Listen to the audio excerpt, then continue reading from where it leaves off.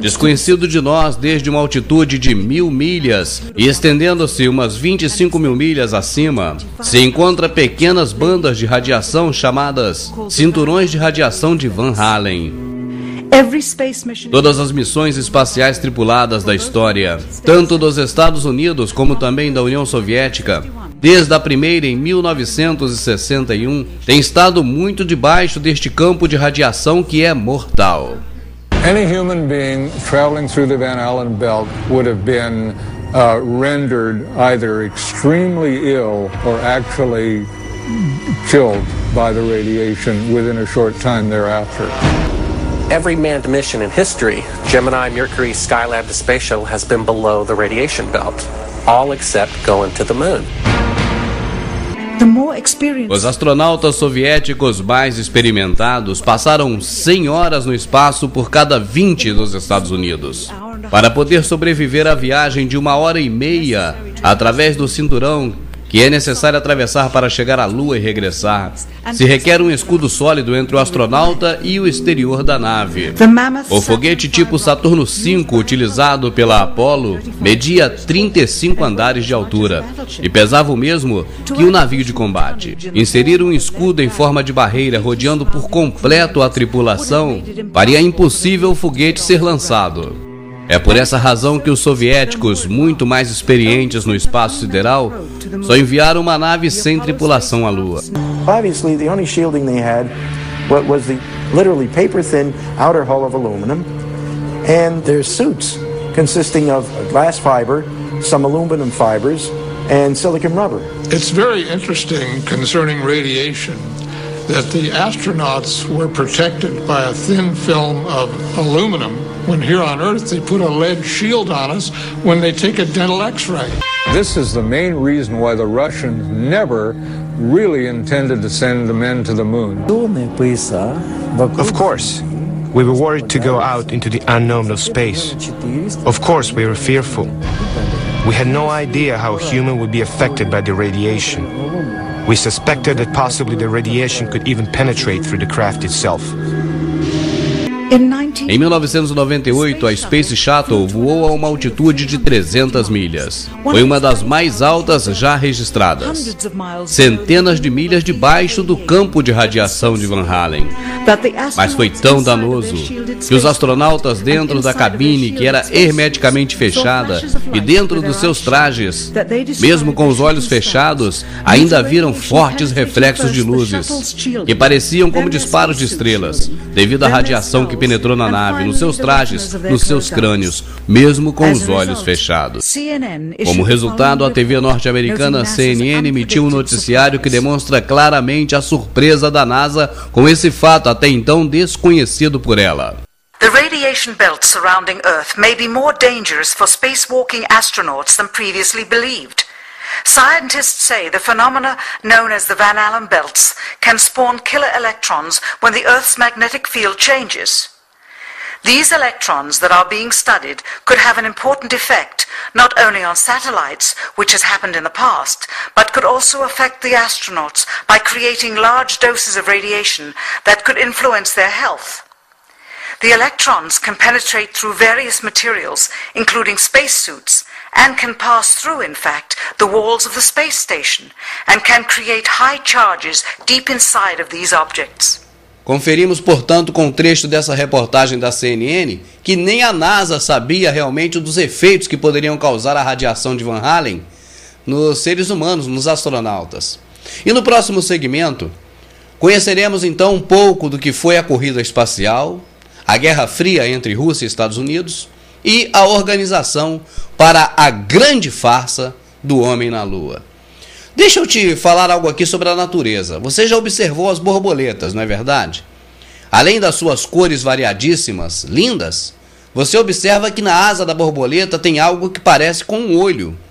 E ele está colocado ali, Deus o colocou, para que a borboleta pudesse se proteger dos seus algozes, dos seus predadores.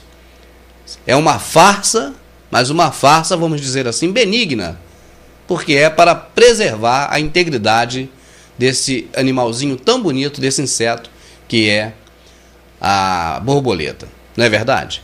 Bom, os Estados Unidos, e aí tendo por trás deles a família Illuminati, as 13 famílias, eles sempre usaram essa tática também. Só que não é, na verdade, para defesa, é para o ataque. Não é com a intenção boa, é com a intenção ruim.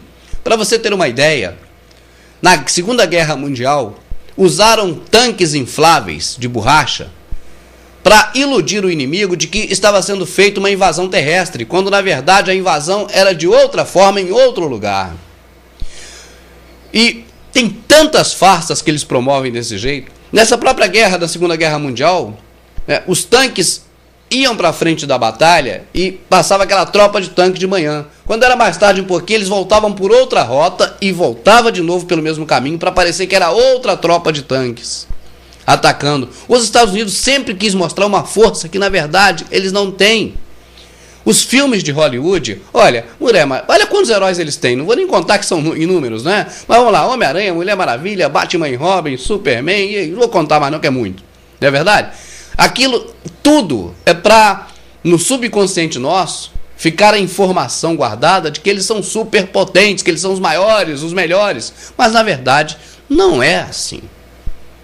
E a farsa do Homem da Lua, um grande construtor de foguetes, ele definiu muito bem. Ele disse: se não pode fazê-lo, falsifique-o. Quando a União Soviética lançou o primeiro satélite Sputnik em 1957, havia preocupação por parte dos Estados Unidos de que a União Soviética já havia refinado as suas técnicas espaciais. Também quando puseram o primeiro animal em órbita da Terra e depois o primeiro homem no espaço, e logo fizeram a primeira caminhada espacial, a primeira tripulação de 3 e as primeiras naves simultaneamente orbitando a Terra, a preocupação americana se converteu em medo e logo em horror ao ver como seu inimigo comunista conseguia tudo isso primeiro. People assumed that the nation that won the space race would win the Cold War. We defined that as being first to the moon. E era impossível ganhar os soviéticos na corrida espacial, a qual na verdade era uma carreira de armamento tecnológico. O que poderia fazer? Como poderia a América conceber a ameaça de um armamento superior? What actually happened in my mind is that during the 60s, they said if you can't make it, fake it. Através da história das rivalidades e das guerras, astutos generais ante os exércitos de seus rivais têm usado as mentiras e a desinformação como método para lograr vitória. Na Segunda Guerra Mundial, por exemplo, colunas de tanques infláveis foram colocados em lugares longes para ocultar as forças alemãs da verdadeira invasão aérea. O sistema de defesa espacial contra mísseis foi alterado para parecer mais avançado do que na realidade era. E a ideia disso tudo era enganar a União Soviética sobre a rapidez da resposta militar dos Estados Unidos durante a Guerra Fria.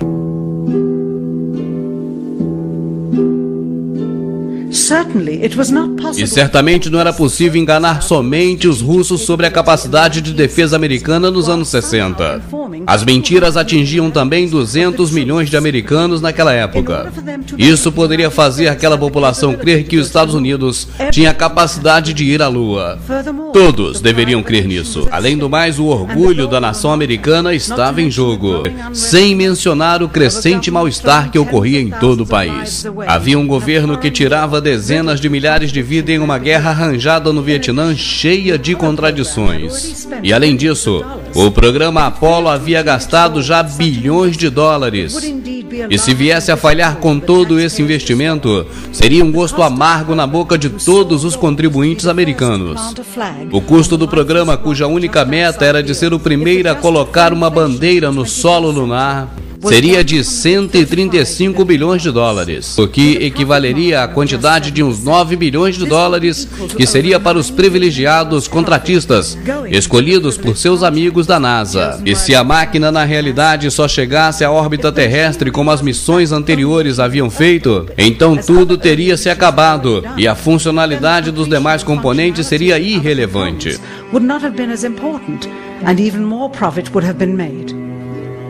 135 bilhões de dólares alimentariam a 2 milhões de pessoas por toda a sua vida. Também se poderia comprar 2 milhões de casas. Então, como manter um segredo por tanto tempo? Exatamente um ano antes da primeira missão à Lua, a NASA lançou o Tetra satélite, desenhado especificamente para simular dados de voo procedentes da Lua. Ele era utilizado para que a equipe da Terra pudesse simular a aterrissagem. Muitos astronautas fizeram simulações, e essas simulações seriam utilizadas caso no voo real houvesse falta de comunicação com a Terra. Se houvesse necessidade, uma dessas simulações seria utilizada no momento verdadeiro do voo, com algumas pequenas variações. Seriam transmitidos ao satélite para logo retransmitir a Houston como se fosse direto da nave.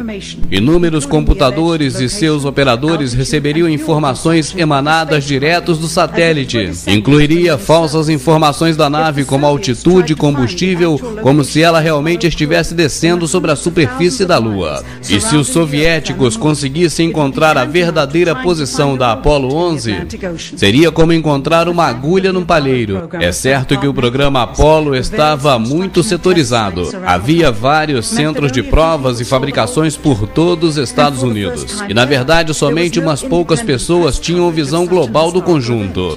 Todas as fotos, sons e imagens que eram distribuídas ao público eram estritamente controladas pelo governo americano e examinadas previamente. Logo após analisadas, eram disseminadas, sem revisão, até agora. The astronauts were launched with the Saturn V. Then, in order to account for their disappearance, they simply orbited the Earth for 8 days. And in the interim, they showed these fake pictures of the astronauts on the moon. But on the 8th day, the command capsule separated from the vehicle and descended to Earth, as of course was shown in films. No próximo segmento você vai ver algo interessante. As provas de que o homem foi à Lua são as provas de que o homem não foi à Lua.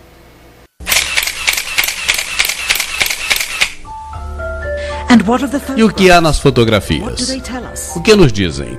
Essas fotos são as mesmas que circulam ano após ano em toda a comemoração de aniversário da viagem do homem à Lua. Acredita-se que são dos primeiros 60 minutos da viagem lunar, embora pudessem ter tirado muito mais fotos para cobrir todo o expediente. Surpreendentemente, também há escassez de fotos do pioneiro-chefe da missão, Neil Armstrong.